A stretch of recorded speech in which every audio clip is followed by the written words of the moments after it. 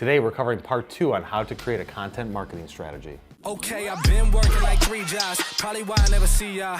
Probably why I never have time for the fake friends I won't be ya. Been ballin', but it's looking like they took a time out. Okay, I'm working on a Wednesday, then up again the next day. So-and-so is popping, man, I skip him like he leg day.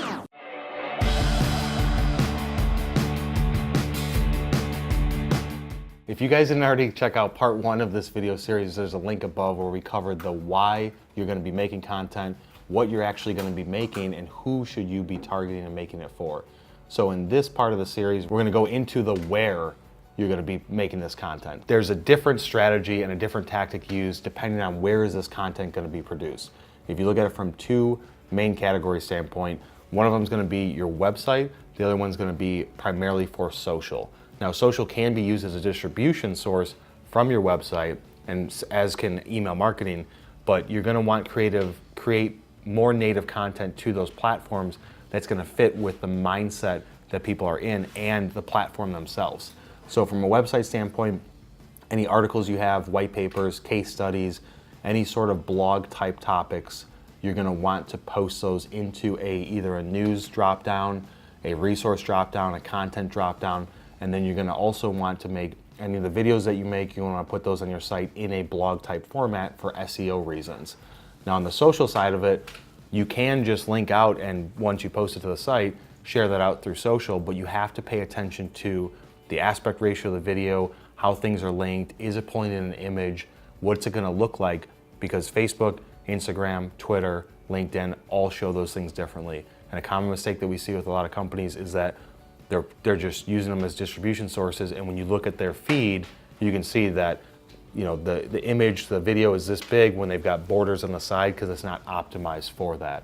So you have to really think about where you're going to be posting this and what the native platform is going to be on before you even create it, because that's going to change your creative strategy. It might even change the type of video that you're going to do, but going through that process and determining, okay, we know who we're creating it for, we know why we're creating it, and we know what we're going to actually create. But then when you get down to the part where you're talking about where you're going to post it, that may change what you're going to create depending on where it's going to be posted to. So think about that process before you get into the creative and lock that in, and it's going to be a much more effective strategy. So when you're looking at it from a social standpoint, the type of content and the type of things you're going to post on Facebook are going to be more geared to that demographic, and it's going to be more of a cultural based, for employees, for them to share that content, possibly some advertising depending on what you're doing with your product or service. From an Instagram standpoint, you're looking at images, things that are cool, things that are trendy. That's what lives on that platform. It's going to be less about articles, it's more about imagery and videos, and then also the format of that aspect ratio is going to be different. Whereas LinkedIn, you can get a little bit more focus around business. You can post any article, any video, just make sure that it fills up the screen. That's the most important aspect of the LinkedIn side. But think about what is the mindset of the people on those platforms, and think about what gets the most trend on each one, and then do your creative based on that. Now let's look at the when. When should you start doing this? You should have already been doing this.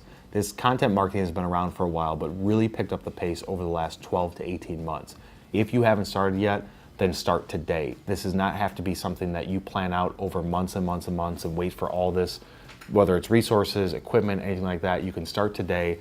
You should have started yesterday, and you really need to accept that this is an important aspect and just jump right into it. At the end of the day, it's not about the quality of the content that you create. You're looking at it from a brand awareness standpoint. Not everybody's gonna read every word you write, not everybody's gonna watch every minute of your video or look at every single post that you make, but it's all about taking the noise of the market and the industry, whether it's through search or through social.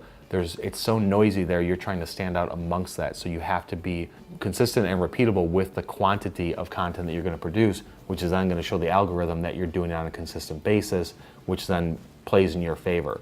So focus on the quantity, not the quality. If you're a perfectionist, this will be your hamstring, this will be your Achilles heel. You will not produce as much content because you're going to be worried about how good is the quality. So forget that for a moment. Just focus on quantity and start pumping it out as fast as possible. The only bad content is no content. So when you're looking at it from a time frame standpoint, especially on a distribution and when you're going to put this out, Each social platform has their timeframes that are most optimized and best for that environment. You have to think about, from a social standpoint, when people are on LinkedIn versus Facebook, Instagram, you have to look at their day and understand what is the mindset that they're in from 6:30 a.m. until 10 o'clock at night. More than likely, from a B2B standpoint and just business in general, they're gonna be more focused on LinkedIn in the morning commute, the lunch, and the evening commute, and then also sporadically throughout the day, whereas Facebook, Instagram has its highest users at night because people are more readily available with spotty check-ins throughout the day. You can use social platforms like Hootsuite or Sprout Social where they can recommend times based on what they see globally with users. That's going to be the best way to do it. But just think about that mindset when you're posting this content. As long as you start, even if you just start posting, you're like 7 a.m., 8 a.m. every single day, and that's the time that you're going to do it, that's better than not doing it at all. So look at it from a two-step standpoint. Start posting it, but then you want to try and optimize it by looking at the time frame that is most optimized for how you're going to post that content. So now we're going to look at the last part, which is the how. How are you going to create this content? You've got the strategy, you know you want to do something, but how are you going to actually pull together the resources of the time to do it? You have to look at it from two standpoints. Either you have the time to do it or you have the money to pay somebody else to do it.